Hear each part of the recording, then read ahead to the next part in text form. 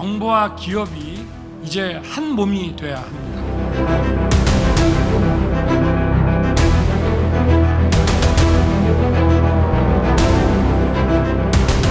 압도적으로 우월한 전쟁 준비를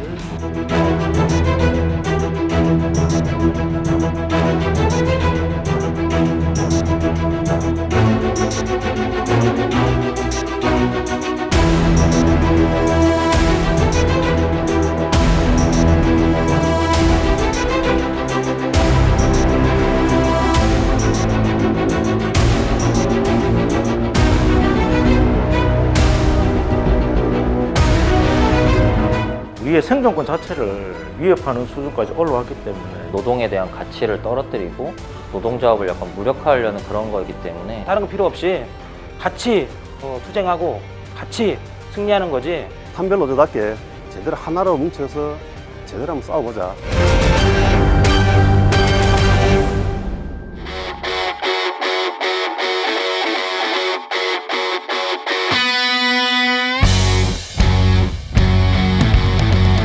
세계는 지금 주 4일제를 향해 가고 있다. 그런데 윤석열 정부는 노동시장 개혁의 핵심 과제인 근로시간 제도 개편 방안을 마련하였습니다. 연장 근로시간 관리 단위를 주 단위에서 월 단위 이상으로 개편, 주 최대 69시간까지 늘리겠다고 한다.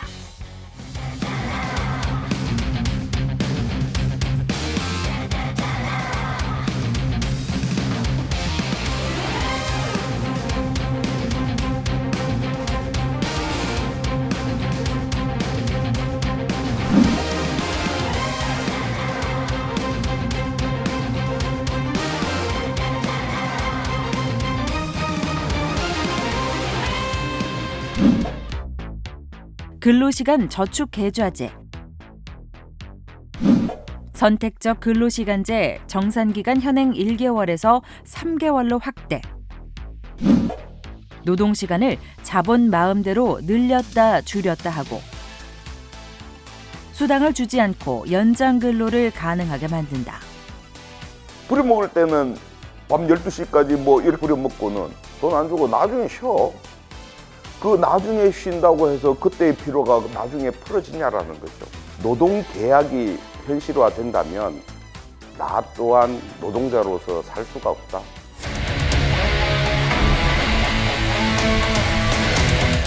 호봉제를 직무 성과급제로 전환한다.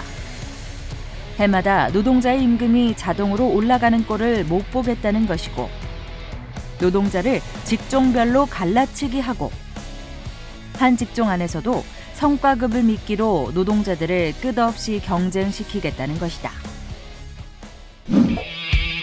임금을 깎기 위해 주휴수당을 폐지하고 최저임금도 차등 적용하려 한다.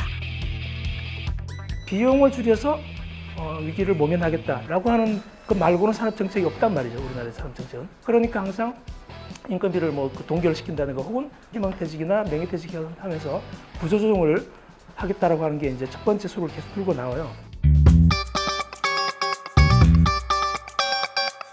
이미 법원에서 불법으로 판결난 불법 파견 문제를 전혀 해결하지 않고 방치하면서 안 그래도 비정규직 문제가 심각한데 비정규직을 더욱 확대한다. 앞으로 원청의 정규직 조합원은 전체적으로 다 사라진다고 이렇게 인식하고 있기 때문에 꼭 막았어야 된다고 이렇게 생각을 합니다. 중대재해처벌법 시행 1년이 지나도록 실제 처벌은 단 한 건도 없다. 그럼에도 정부는 사업주 형사처벌 조항을 없애는 중대재해처벌법 개혁을 예고했다.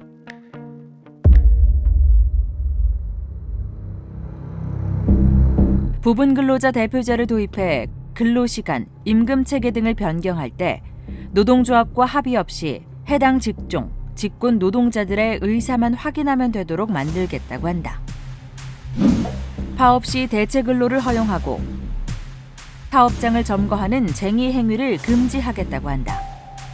올해 윤석열 정부의 이제 노동계약들을 실제로 막아내지 못하면은 노동조합 자체가 스스로 무너지지 않을까 그런 어려우니까 걱정이 진짜로 많이 됩니다.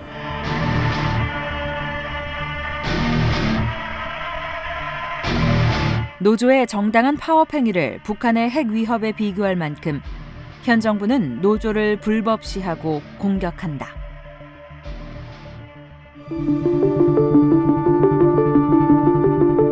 제 임기 중에 노사 법치주의를 확고하게 세울 것이며 불법과는 절대 타협하지 않을 것입니다. 노조 활동을 법으로 때려잡겠다고 선언하더니 사문화된 법으로 노동조합을 탄압하고 기업을 규제하기 위한 법을 노조 활동에 적용해 불법이라며 탄압한다.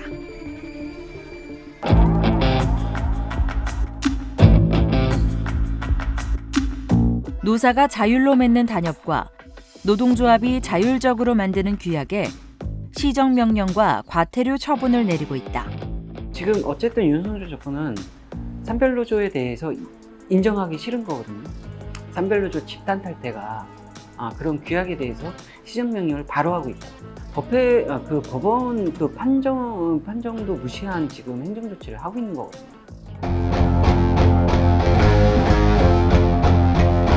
노조 부패도 공직 부패, 기업 부패와 함께 우리 사회에서 척결해야 될 3대 부패의 하나로서 조합원 1,000명이 넘는 노조는 회계 관련 서류를 제출하라고 한다. 전노협 같은 것을 불법단체라고 생각하지 않고 있어. 노태우 정권 시절에 노조 탄압 수단으로 쓰던 노조 업무조사가 부활한 것이다.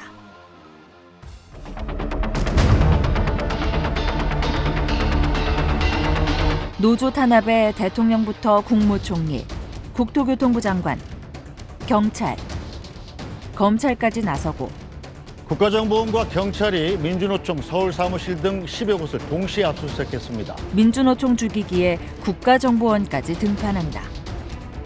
그야말로 국가 권력을 총동원해서 민주노조 죽이기에 나서고 있다.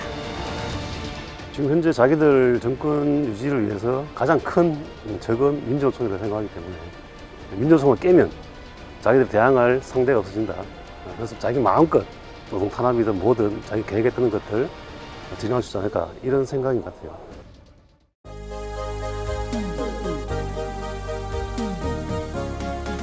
대립과 갈등에서 협력과 공생으로의 대전환. 이제 투쟁의 시대를 끝내고 과거 보수 정권에서도 노동자의 삶과 노동권을 뒤흔들 만한 노동계약이 몇 차례 있었다. 강력하게 추진해 갈 것입니다. 그러나 번번이 성공하지 못했다. 노동법과 안기부법을 다시 개정하겠다는 의사를 밝혔습니다. 가장 큰 이유가 노동조합이 막아냈기 때문이다. 타결되었음을 선포합니다. 정리해고와 근로자 파견을 허용하는 노동법을 민주노총 총파업으로 무효화시켰다. 어제 국무회의에선 근로기준법 개정안도 통과가 됐는데요. 이명박 정부에서도 근기법 개정을 민주노총 차원에서 투쟁해서 막아냈다. 노동개혁 없이는 박근혜가 쉬운 해고, 저성과자 퇴출 등 노동계약을 하려 했을 때 끝내자! 민주노총 총파업, 양대노총 제조공투본 투쟁으로 막아냈다. 박근혜를 퇴진시킨 100만 촛불을 처음으로 성사시킨 것도 민주노총 전국 노동자 대회였다. 100만 조합원을 가진 노동조합이 하나로 단결해 한날 한시에 투쟁할 수 있었기 때문에 가능한 일이었다. 이날을 기점으로 박근혜 퇴진 촛불은 막을 수 없는 힘이 됐다.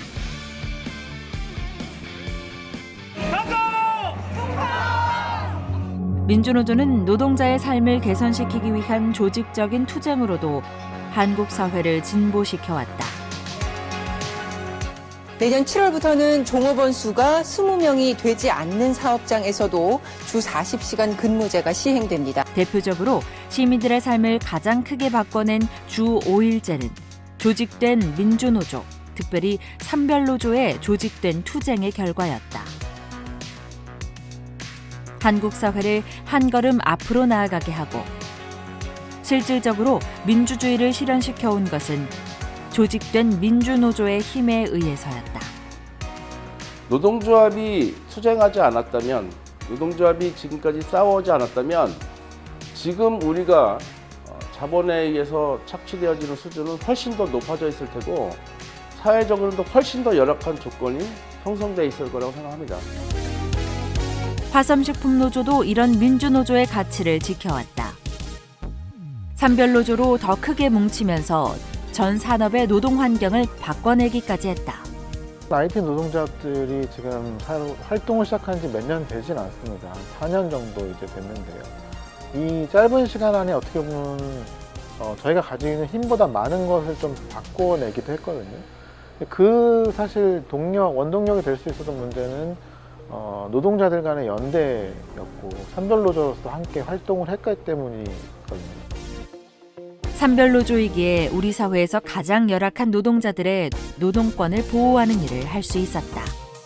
조직돼 있으면은 시나 정부로 그런 교섭력이 통해요. 그걸 제가 몸소 느끼고 있거든요. 화섬식품노조라는 산별이 있고 그 산별의 그 조합원이 우리 조합원이잖아요. 같은. 제 조합원이 300명씩 가득 넘지만은 시나 정부에서 받아들였던 3만 5천 명이라는 큰 거대 조직으로 받아주기 때문에 어떻든 교섭력에 쌩까고 그러진 않죠. 제 입장에서는 그런 게 큰 힘이 되는 거죠.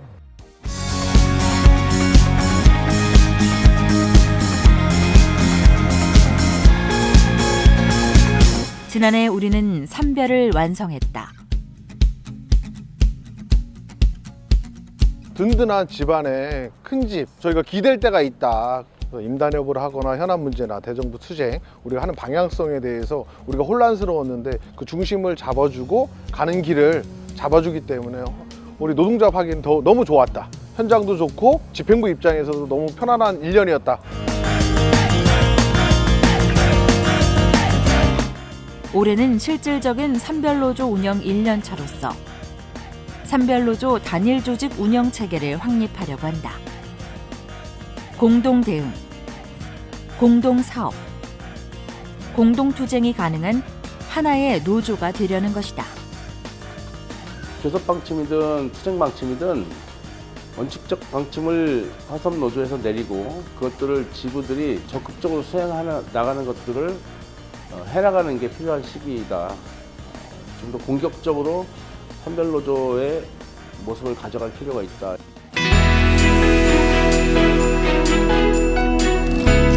산별교섭을 위한 정책 역량을 강화하고 2025년 산별교섭 본격화를 위한 토론과 논의를 통한 산별교섭 로드맵 마련 사업과 함께 지역과 업종에서 초기업 교섭을 시도해 나갈 것이다. 저희 롯데천단소의 산해하청지회, 롯데케미칼 산해하청지회, LG화학 산해하청지회, 빌라카본코리아 산해하청지회, DL케미칼 산해하청지회, 남해화학 비중기지회, 오비맥주 산해하청지회, 강주지회 이런 식으로 해서 어마어마하게 서로가 연대하고 함께하고 있거든요. 그래서 저희는 공동 요구안, 그다음에 공동 교섭을 통해서 공동 투쟁하고 마지막 공동 체결까지 계속해서 함께하자라는 내용을 결의했어요.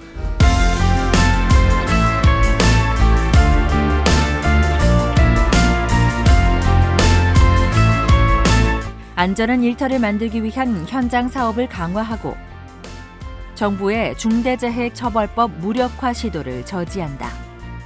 강화를 해도 모자랄 판에 벌써부터 완화를 얘기를 하고 있으니까 많이 알려내고 많이 투쟁을 해야 될 것 같다는 생각이 많이 듭니다.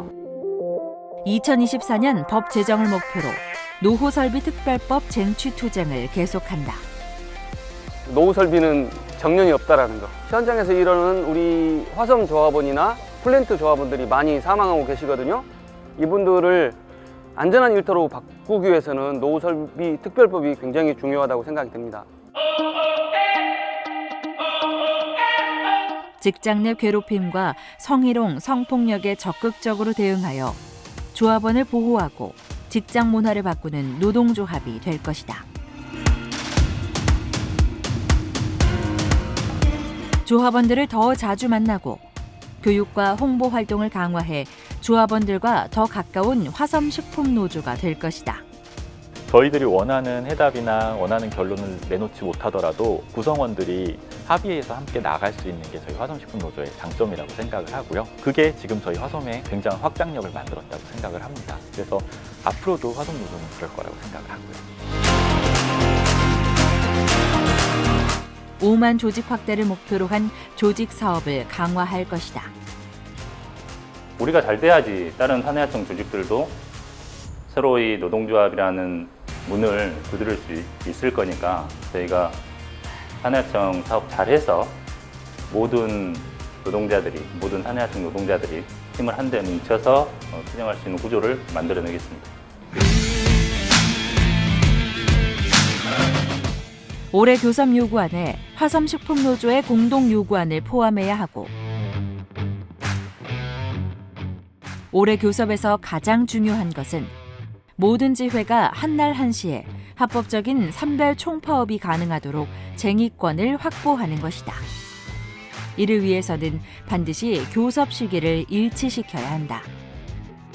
파업을 하고 않고는 나중 문제지만 뭔가 필요한 시기에 움직일 수 있는 조건을 만들어 놓지 못하면 이 핑계 저 핑계 되면서 각자 이제 각계로 다 흩어져 버리지 않을까. 힘을 모아내기 위해서는 3월 달에 전체가 다 동시에 임단협의에 돌입하기로 했으면 돌입을 해서 조정을 넣자고 했을 때 파업을 고민하기보다는 일단 그 단계까지는 함께 갈 수 있는 여건과 조건을 만드는 것이 저는 가장 중요하다고 생각을 합니다. 노동자는 승리하고 민주노조 사수하자! 올해 윤석열 정권과의 한판 투쟁은 피할 수 없다. 노동자 농민을 떠나서 전 국민이라면 다시 한 번 더 생각하고 이 정권에 대해서 맞서 싸워야 되는 그런 부분을 다시 한번 고민해야 되고 힘있게 일어나야 될 시기라고 저는 보고 있습니다. 우리가 가장 잘 할 수 있는 것은 바로 연대와 단결, 투쟁이라고 생각합니다. 이 세 가지 기본을 지켜서 우리가 투쟁을 한다면 분명 우리는 이 싸움에서 이길 수 있을 거라고 생각을 하고 있습니다. 민주노총은 윤석열 정권의 민주노조 탄압과 노동계약에 맞서 7월 총파업을 결의했다. 정권의 전면적인 탄압이 자행되면 언제라도 즉각적인 총파업 투쟁에 돌입할 것입니다.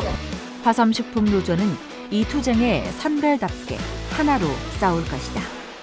이미 모든 체계는 투쟁본부로 전환이 됐고 2월 22일 대대를 통해서 투쟁 또한 심차게 결의했습니다. 이제는 모든 현장이 함께 동참하는 큰 투쟁을 만들어내는 그런 과정이 필요한 것 같습니다.